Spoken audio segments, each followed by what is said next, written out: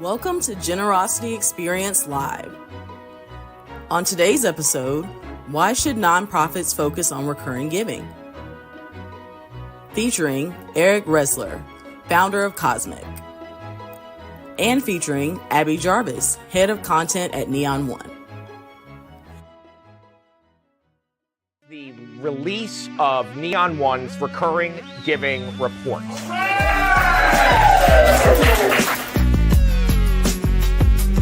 In this really kind of intense landscape, recurring donors are a really beautiful example of what people can do when they are deeply committed to a cause.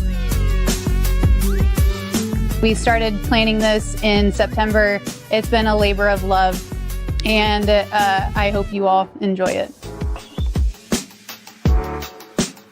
We are here to celebrate. We're here to celebrate you. Many times the voices of the nonprofits who are not charity water are never heard. And there's nothing wrong with charity water, obviously, but we want to hear about the Megans of the world. And that is what we are so thrilled to do here today, because this is a community-driven effort.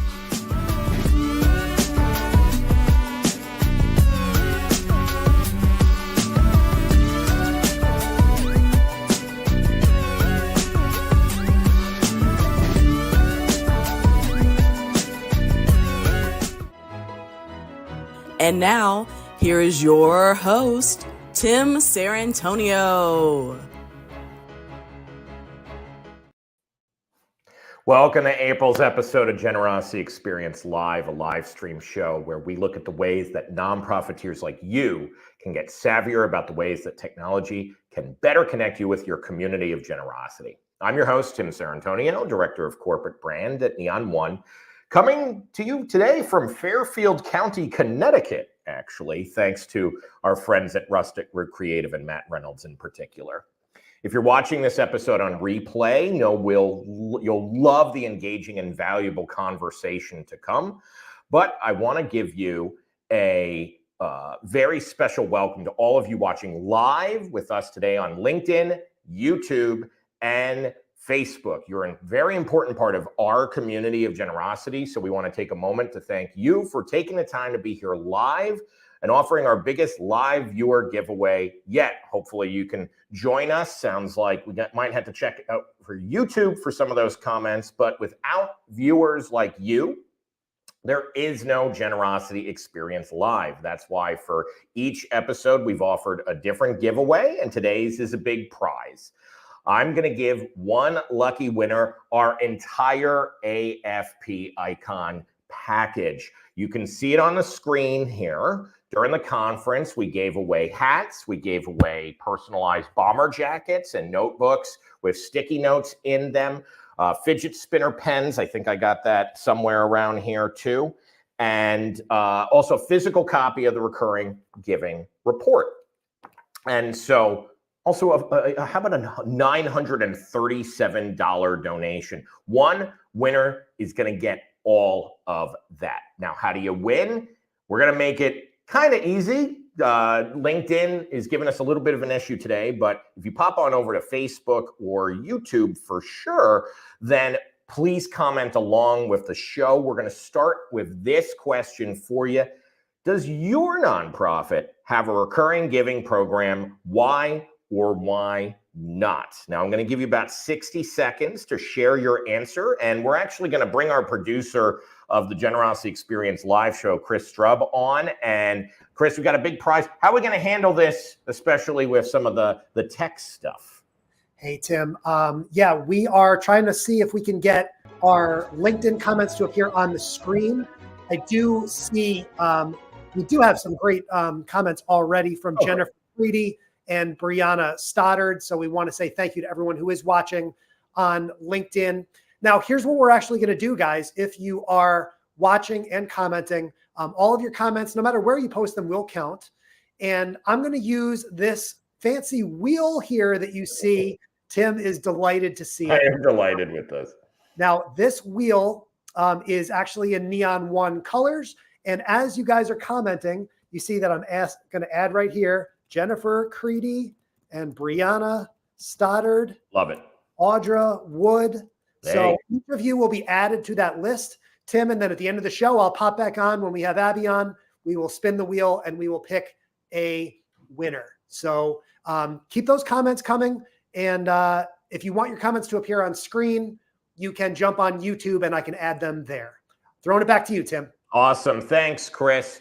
At the end of the episode, and maybe we'll give out some other surprises too. So thanks for being part of this conversation, folks, and a special part of our community of generosity. In a few minutes, stay tuned for our special guests, the amazing Abby Jarvis, who helped write this very report. She helped lead that project, and the brilliant Eric Ressler. So excited. But first, it's time for the big number.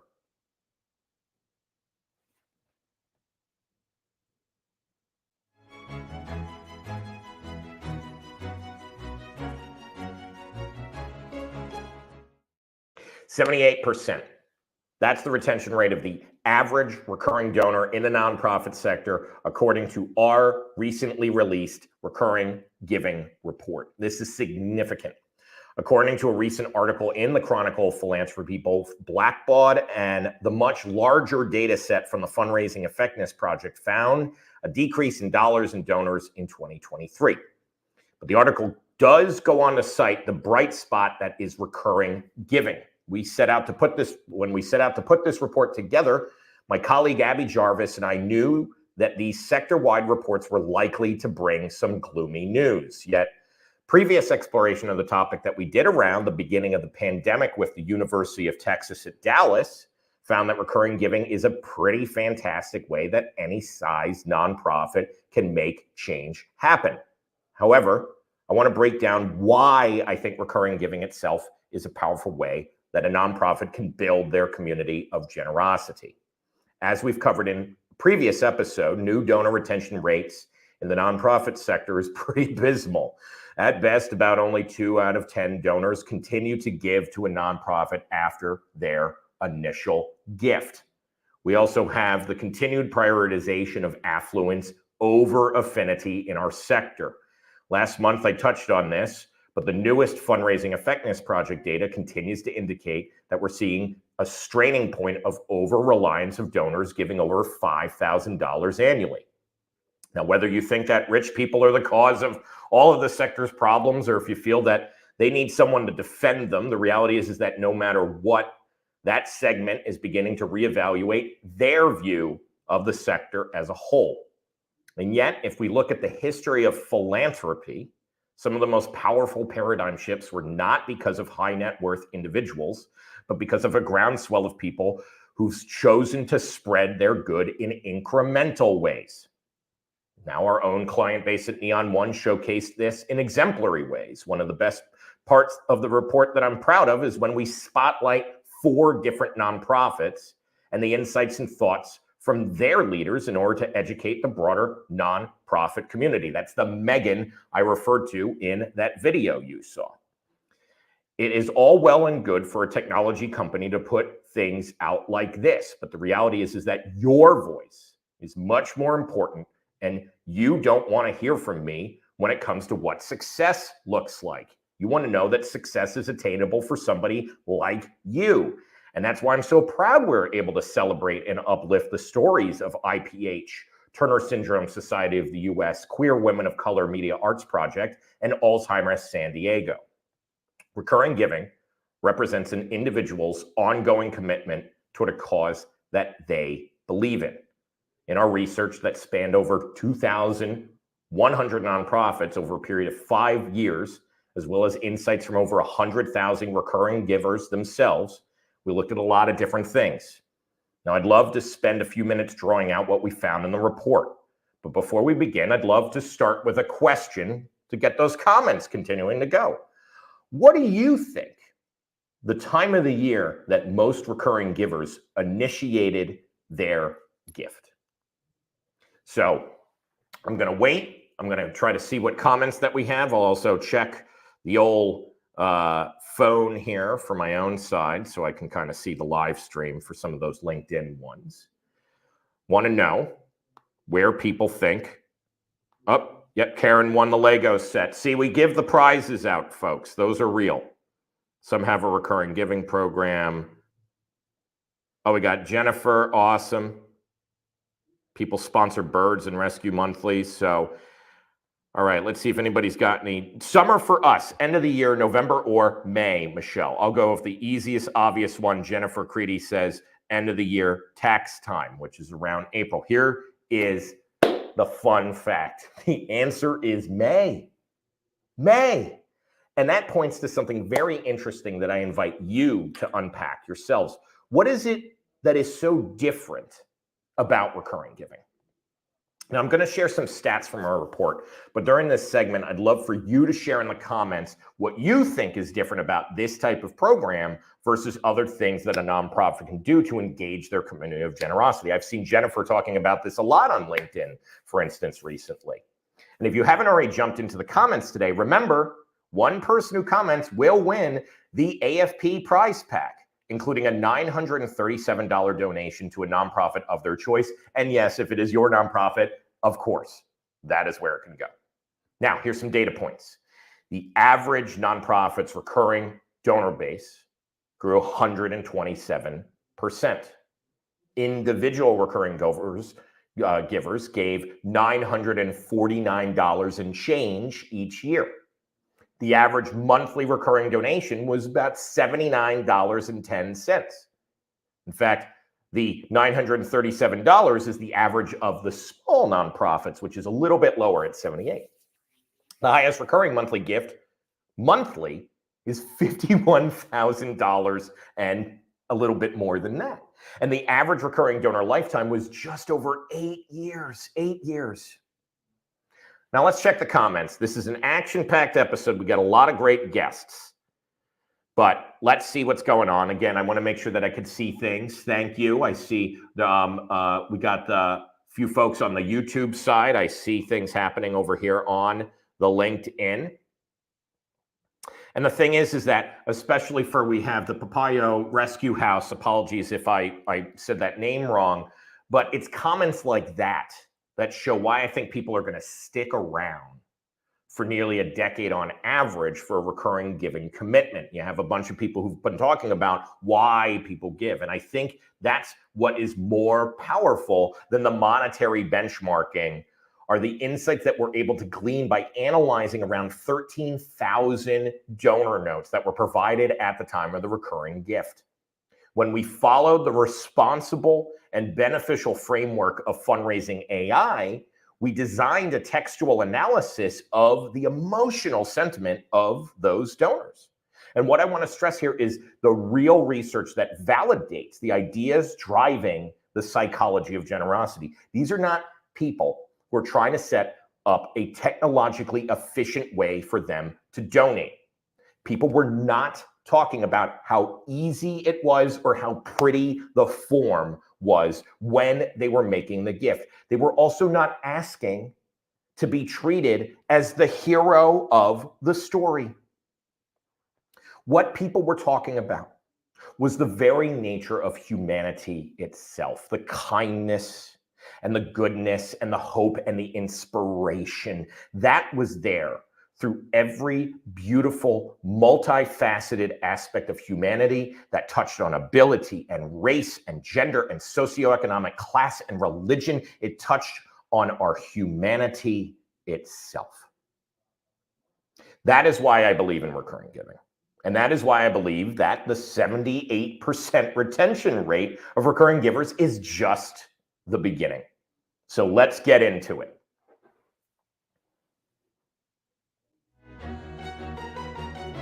Available now on neon1.com. Download Neon One's new recurring giving report. The report includes 5 years worth of recurring giving data from more than 100,000 donors to more than 2,000 nonprofits just like yours. When you get your copy, you'll discover broad industry-wide insights, specific data and takeaways for small nonprofits, mid-size and large nonprofits, and recurring donor data you can use in your own recurring programs. Scan the QR code on the screen now or visit www.neon1.com/RG report to get your copy of the report right now. During today's episode, you can win a very special prize pack from Neon One. This is our biggest viewer prize yet, featuring a personalized Neon One bomber jacket, a Let's Be Besties hat, a GX24 swag box, a physical copy of the Recurring Giving Report, and a $937 donation to a nonprofit of your choice. Jump in the comments and stay tuned to the end of the show for the winner announcements. Abby, hello. Hello. Hi. How are you today? Pretty good. How's it going up there? Pretty good, pretty good. How is Florida? You know, it's hot as usual. Well, I want to make sure that we have an action-packed episode, so I'm going to try to keep us on time in general. Mm-hmm. Before we get into the report itself, that I know folks are really itching to hear about, tell me and the crowd here a little bit about your journey toward Neon One. It was not a linear one, and it was pretty much entirely accidental. I did not ever intend to get into nonprofit tech. I thought I was going to be a grant writer. I was working for an attorney in 2013 when I ended up working for a nonprofit tech company here in Lakeland, Florida. And eventually, that's how you and I met. We met in 2016 when I hosted a webinar with you. Yep. And we stayed friends. And in early 2022, I think, you and I ended up on a call about some work project or another. We started talking about nonprofit research, some dreams we had for the sector. You floated a position that had opened at Neon One and very sneakily asked me if I knew anyone who would be interested. And I didn't listen sneaky. I thought you were completely off the table. So well, this position was something that gave me the opportunity to afford or to pursue a lot of projects that I'm really passionate about. And now here we are. Well, and I think that's the part that's so exciting is we really kind of aligned on that research and the possibilities of it, because that's what you were doing so well before. But when we got into it, kind of like, why did we choose to focus on recurring giving? So this was something that you and I actually started talking about before I started working with Neon One. We talked a lot about the challenges that the sector is facing and what some solutions to those challenges might be. And one thing that came up over and over and over again was the concept of focusing on the people first and not the money, not financial transactions, but focusing on building long-term relationships. And recurring donors are a perfect example of those concepts. And that is something that we decided we wanted to dig into. They're an interesting group. They don't give as much per year necessarily as one-time donors, but they stick around for a long time. So those are really deep relationships. And that kind of coincidentally is what we ended up exploring. And that concept of deep relationships ended up really being a key part of the research. And I dropped some data points in there, and so folks can reference that. It's a deep report, it's over 80 pages, but kind of one of the things that people have cited about the way that we approach things, because just this is how you and I and generally our company likes to think about things, is data's nice. How do I make this actionable? So what are some things that we drew out of the research that you in particular were so good at articulating, okay, this is what people can practically do with this information? Definitely. So there were two things. So the first thing that we drew out was kind of a two-point takeaway. So the first is that there was tremendous growth in the average recurring donor base during this 5-year period. So we looked at data from 2018 to 2022. And we saw that nonprofits grew their base of recurring donors 127%. However, when we looked more closely, we found that the numbers of recurring donors were still fairly low. So in 2018, the average was 11 recurring donors. By 2022, it was 25 recurring donors. And what that kind of indicated to us is that there is a lot of opportunity for nonprofits to ask for recurring gifts. It doesn't seem like that is an area of focus for a lot of folks right now. And it's a huge opportunity. From what we can tell, the growth in recurring donors happened almost entirely organically without asking. So that was one. Yeah. Another thing that I think everyone knows this, but it's hard to internalize it sometimes, is that the decision to make a recurring donation is very much an emotional one. And you and I kind of talked about this yesterday. We do see a lot of people deciding to make monthly transactions, right? You sign up for Netflix, you sign up for HelloFresh, you sign up. I get my vitamins through the mail every month. And we see a lot of people talking about the subscription method and how it works for fundraisers. But what we found is that someone's decision to give is deeply emotional. It's deeply personal. It is tied inextricably to their sense of identity and their sense of self. And so when I'm talking to nonprofits who are considering launching a recurring giving program, which we're encouraging them to do, I am telling them, like, please approach this as an emotional investment in your cause. Don't downplay the investment that people have in what you're doing. Tap into that. Invite people to support you this way. Ask your community for recurring donations. They are ready to do that for you. So those were some of my favorite takeaways. I mean, I think that, like, and Chloe Brown, even because I'm checking on the phone for LinkedIn comments too, so I can see those. Again, folks, I'm in Pawnee, basically, like behind me. But that Chloe Brown's comment was awesome. But again, we're not deciding the comments this time. It's the wheel, so it's out of our control. Abby, I know, and we can talk so much about this, but let's kind of draw things out because the future of research at Neon One is very important to our company. Where do you see us going next? This is just something that I'm starting to wrap my head around. I have big dreams, and finding a way to articulate them is challenging. But kind of just to reiterate what you were saying earlier, I'm extremely adamant that research is only useful if it is understandable and accessible and actionable. Yeah. So you and I have talked about all kinds of different research projects we'd like to do, and every time we find a cool data point or identify a best practice, it brings up. Let's do a research project on that. We should do a research project on that. God, I know. So of course we want to expand the depth and the frequency of the research, but at the same time, like, we have to keep that element. We have to make it accessible. It has to be readable and understandable by the average person out there. That I feel very strongly about that because I don't have a background in this kind of research. Yeah. But one thing that I would really like for us to get into is not only just presenting research and talking about what it means, but understanding how that can impact fundraisers' lives on our end. So of course, I want to be able to sit down with my local AFP chapter or Janine down the street who works for the SPCA and talk about how recurring donors give and why it matters and what to do with that information. But and dream the impossible dream. It would be so cool for us to start giving this information to the industry at large and watch people create tools that can help nonprofits act on these best practices and talk to consultants to make sure they understand what's going on and what that means for their clients, and really make this widely accessible across the whole industry. And then on top of that, something that you and I have contended with is that it's really easy to pull transaction details and understand what people are doing. Yeah. I am really interested in understanding why people are doing that. So understanding people, understanding donors, understanding why they give and what they want out of relationships with nonprofits. As Chiri and Koshi said to me one time, like, that's a very squishy topic. It's hard to nail down. So I think we can do it. We just have to figure out how to get it done. And again, that if you're the nerds out there, check the methodology and philosophy section, and you'll get a little bit more of the insight on how we have to ethically approach those squishy questions too. Mm-hmm. Abby, obviously, I'm going to be talking to you, but you and I can talk about this on camera forever.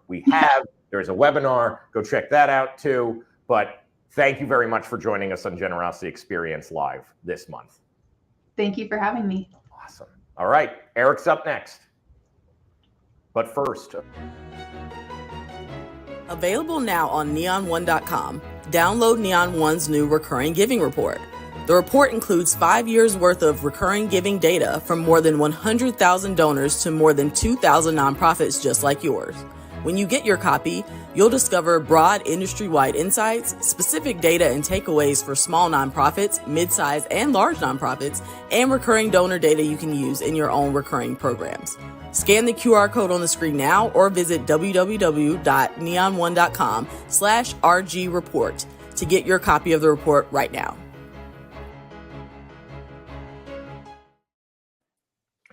Eric. Tim, how's it going, man? Good, good, good. I am so thrilled to have you here at Generosity Experience Live. How are you today? I'm doing well. We're getting some good weather today. Life is good. I'm happy to be here. Cool to watch the comments streaming in. So yeah, thanks for having me. Awesome. And those comments, keep them coming, folks, because Eric and I are excited to oversee, some really good conversations to drive it up even more for that grand prize. Eric, before we get into it, tell folks a bit about who you are and Cosmic and kind of your journey in the sector. Sure. So I'm Eric Ressler. I'm the founder and creative director of Cosmic. We're a social impact creative agency. I've been running Cosmic for about 15 years. We've been focused solely on social impact orgs, many of which are nonprofits, but also social enterprises, some funders and other organizations like that. That's been about an 8-year journey for us. It's been honestly quite fascinating. It's something that we see as a continuous learning, continuous exploration. And recently we launched a podcast, Designing Tomorrow, where we're really focused on exploring what is the difference between organizations in the social impact sector that thrive and organizations that struggle to get traction. And so a lot of the things we're going to be talking about today, specifically around how to apply a brand building approach to recurring giving and to social impact orgs in general, are topics we cover in that pod. So that's the really short version. I have a longer story, but I know we're trying to keep it kind of tight today. And don't forget, we have a workshop, folks, that's coming up. It's pretty popular. We're flashing it here now. Please sign up. We got definitely around 100 folks are signed up. Audra Wood, I'm going to be calling you after I get on the road. We're going to talk about some live coaching that we're going to do with Eric too. So Eric, we got a guinea pig already. I'm looking forward to that one. That one's great. We got a special prize for that one too, folks. It's a star map for a major milestone in your fundraising career, or you can use it for, your anniversary, whatever. I don't care. So Eric, one of the reasons that we got connected is I had put out into the ether on LinkedIn. I want somebody to kind of help me work through things like brand and recurring giving form optimization. And you had reached out to me. And where we really connected, we had a great podcast episode that we did for my podcast, Untapped Philanthropy. We started getting into brand a bit, and I want to start there because selfishly, it's my job, but at the same time, it really impacts even the workshop that I did here in Fairfield. That was where we really got into it and even played around with AI for some naming of the programs and stuff like that. But it's not the name of the program. It's not the logo. Why is brand itself so misunderstood? Maybe you can even help folks by defining what we mean by that term. Yeah. So, I think brand is misunderstood just broadly, but I think it's especially misunderstood in the social impact sector. Until recently, I think we're seeing a shift here, which is great and positive from my perspective. But nonprofits didn't really even think about themselves as being brands. Brands were something for the corporate sector and not for their sector. And I think it really depends on how you understand and think about and define the word brand. So if you think about your brand, to your point, like just a logo and a name and your colors, like that is not a very strategic, holistic definition of the word brand. So the way that I think about brand, especially these days, is that as an organization, you stand for something and you make a promise. And your brand is essentially that promise, and then how your real world actions either align with that promise or don't align with that promise. And so if you start to think about brand from that definition, then you start to see how so clearly, especially nonprofits, are brands. And you don't really get to choose whether or not you're a brand or not. You are, and you need to figure out how to leverage brand to your advantage rather than arguing about whether or not you're a brand at all. Well, and there's some other terminology that I think is really interesting, especially as we head toward a election year. There's just a lot of things happening in the news. Obviously, people want to feel that they can control elements of their lives too, right? And that sometimes is very scary. But you've been using a term called the attention economy, as well as the 4 pillars of brand. Before we start to apply that specifically to recurring giving, okay, we've established kind of some baselines on what brand is, but where does it fit in what you're calling the attention economy, and how people can start to organize that? Yeah, so the attention economy, whether or not you've heard that term, it's starting to get some traction. We've been talking about it for a long time. Everyone's experienced it, right? And I think the way we most directly experience it these days is through the overwhelming amount of attention, or information rather, vying for our attention each day, whether that's our inboxes, our work channels, our social channels, events like this. So, no longer is information a scarcity for most people in most parts of the world. Instead, now our attention is the prize to be won, essentially. And this is there's a dark side to the attention economy, right? Because our attention is literally being bought and sold by large corporations for profits. And at the same time, as a social impact organization, you can't opt out of the attention economy. Culture is past that, and culture changes all the time. And the attention economy, how it shows up, is changing all the time. But it's a fact that we need to learn how to leverage skillfully and authentically. And I think a lot of that is figuring out how can you break through and create enough signal for your organization that can actually get traction and meet the people that you need to meet to build authentic community. And so how does that apply to brand? We look at brand building through this lens of the attention economy. And from that, we've devised essentially 4 key pillars of how you can use brand to your advantage in the attention economy as a social impact org.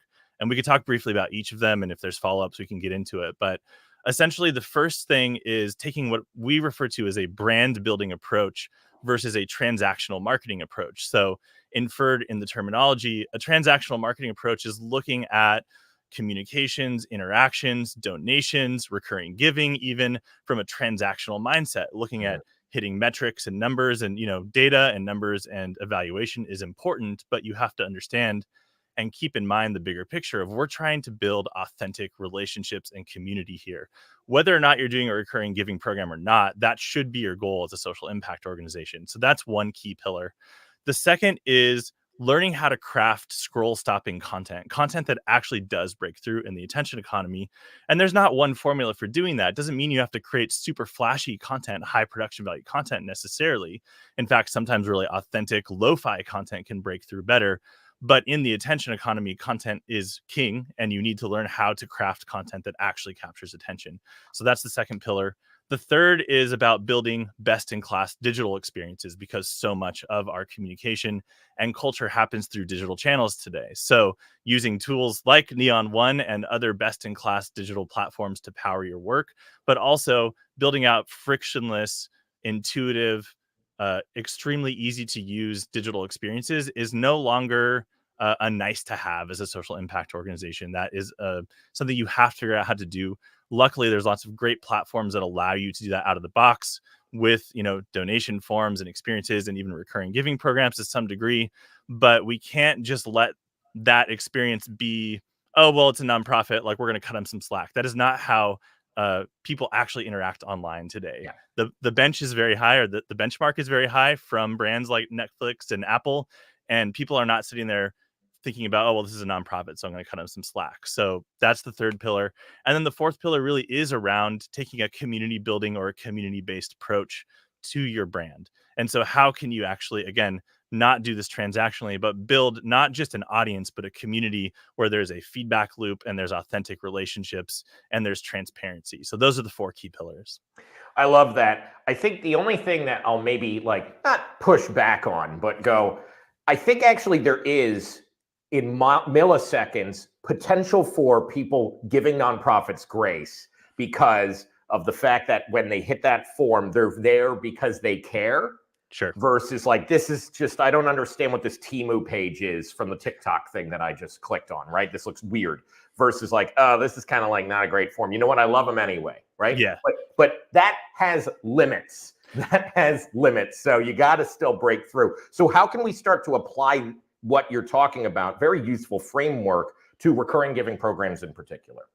So yeah, it's interesting. I've been thinking about this question, and even in some of the content that preceded my segment here, and I think it's interesting because this broader kind of subscription economy, and I know that a recurring giving program is not the same as a subscription to Netflix or something, Yeah. but what I think it really comes down to with community and with the recurring giving program is value creation for your audience. And how do you create value as a nonprofit organization, of course, through actual real world impact, but that's not it, right? Because so much of this, as you alluded to, like people are giving from a place of their emotions, of their identity, they're giving with their hearts, and they want to be part of something, right? Community is being part of something that you share values around, that you share interests around. So this is something, there's a tried and true, there's a long standing history of social movements and social impact organizations being a rallying cry for community building, right? And so I think a recurring giving program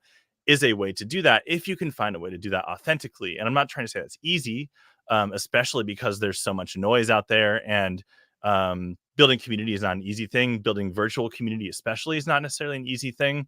But what I would say is like taking some of these pillars and applying them to a recurring giving program is a good lens to look through, because I think they're broadly applicable to how you should show up in general as a social impact organization, but even especially for a recurring giving program. So what is that value creation that you can bring to the table? And it doesn't need to be only stories of impact. It can be education, it can be inspiration, it can be stories of hope, it can be even just fun and entertainment, right? So there's so many ways you can kind of pull these different levers to build community and create value for your community. Well, and I think it's staying true to your values. It's funny, my wife showed me that meme where people are walking by and they're like, we're this, we do this, that type of meme. She showed me and she sent it to me, and it was a professional association that she's connected with.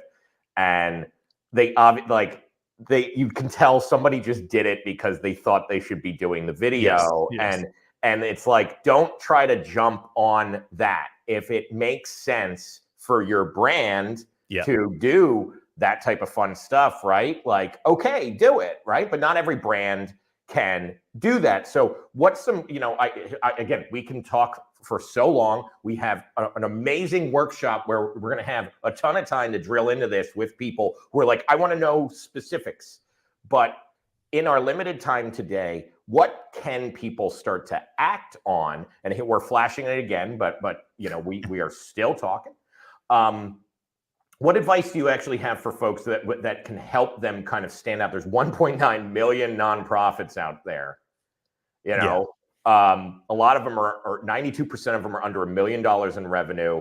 They don't have the fancy cameras and the big sweeping shots and the celebrities that are going to do a promo video. What can they do to stand out in the attention economy?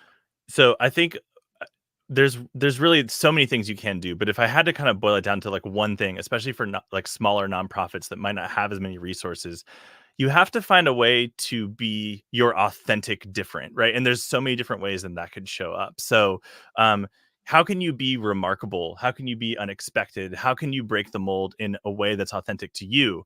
And there's so many ways to do that. It could be through your niche. Like, how do you actually design the organization in the first place in a compelling and interesting way?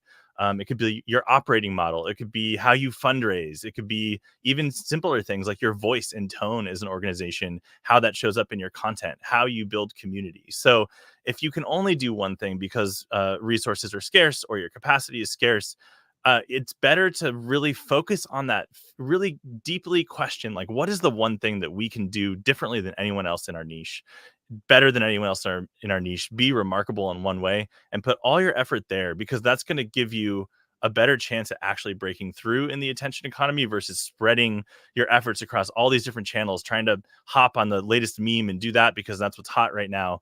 Of course, you want to find ways to tie your work into being culturally relevant, but it has to be authentic and it has to be done in a way that actually makes sense for your community. So that's a very high level piece of advice. Certainly, there's much more we can go into.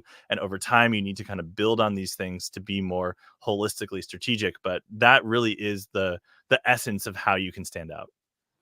I love it. I mean, Eric, we could talk forever. But part of the point of the show is we're trying to keep it tight and focused. And guess what? We got here right on time.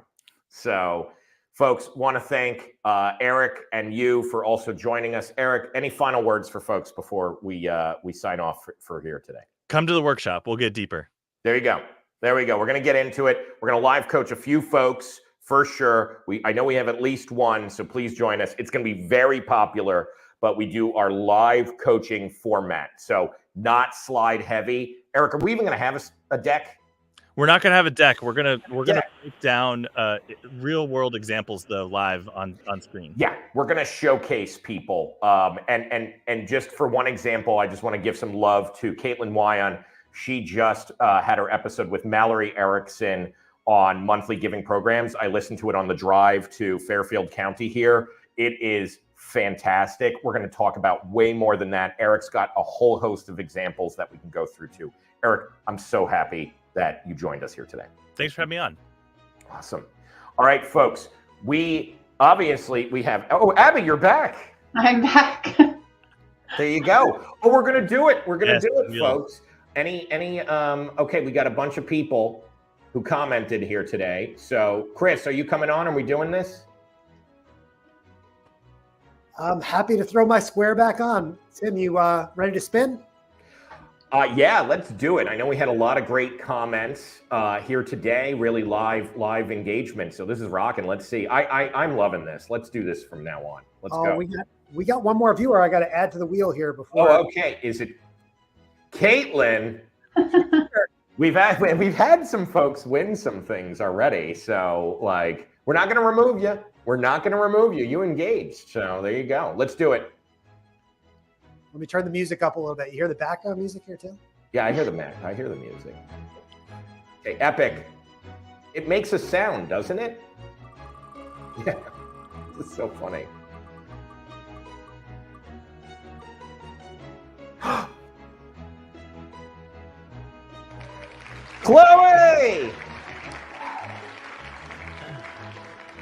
Chloe Brown. I got to check the comments. I want to know more about Chloe. I don't know Chloe. Well, let's take a look at what Chloe had to say here. I'll get her comment up. What is that? Chloe is a communications associate for Californians Against Waste. And Chloe says that they have a recurring giving program. I love it. Chloe, congratulations. Let's recap, Chloe. What are you getting? You are getting a Let's Be Besties hat, and that's a initiative and thing that exists because Abby came up with it. Want to give some love there. We have a Chloe bomber jacket that we're going to make you. We are going to get you a physical copy of the report, and of course, for your organization, $937. Let's give her a round of applause. I don't know how that's going to sound, folks, but the thing had applause in it, didn't it? The little spinning thing? Yes. Hey, get that up there. I want to see it again. Come on. There you go. Can we hear the applause? I can. Okay, don't worry. We'll figure this out. This is the first time we're using this, folks. So me in the live setting here, Timbo.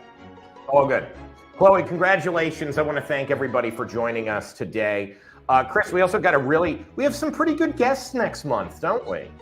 Let's take a look. I think there's a rumor. We just announced it today. Speaking of breaking out of the attention economy, we are going to be talking about Giving Days. We're going to be going through our spring Giving Day season. We got a lot going on, and we're going to be joined by our very own Kat Murphy-Toms, as well as Chris Strub. Now, this is a bit of a flip on our usual format where we have an external guest because both of these folks used to be people I deeply would work with when they did not work at Neon One. And just like Abby, we are building an amazing community of creators within our company to be able to have subject matter expertise. And when we were like, let's do Giving Days, there was really no one else that I wanted to talk to. So, really excited. Well, Tim, I'm really looking forward to it. I know Kathleen is as well. We want to say thank you again to Abby and Eric for being wonderful guests today. And again, encourage everyone to sign up for that webinar with you and Eric on Monday. With that, Tim, we're going to wrap things up and we'll say see you in episode number 5. See you in episode number 5. Thanks, folks. Really excited. And then thanks again to Matt Reynolds here, who's been sitting here patiently, making sure the lighting and everything look good. So excited to be here in Fairfield County. Chris, take it away for us. Thanks again, folks. See you next month. Want a website that perfectly captures your nonprofit's vision? Curious how you can create a beautiful, customized website for your organization? Meet Neon Websites, the all-in-one website design solution tailored for mission-driven organizations. With easy-to-use features and design tools, you can easily customize your site to fit your unique vision and make a lasting impact. Choose from professionally designed, nonprofit-friendly templates and add your own touch with color options, images, and interactive design elements. Your nonprofit's online presence will stand out and shine like never before. Unlock new opportunities for your nonprofit and join the Neon Websites group demo this Thursday at 11:30 a.m. Eastern Time and see how we can help you drive results with a modern and affordable website.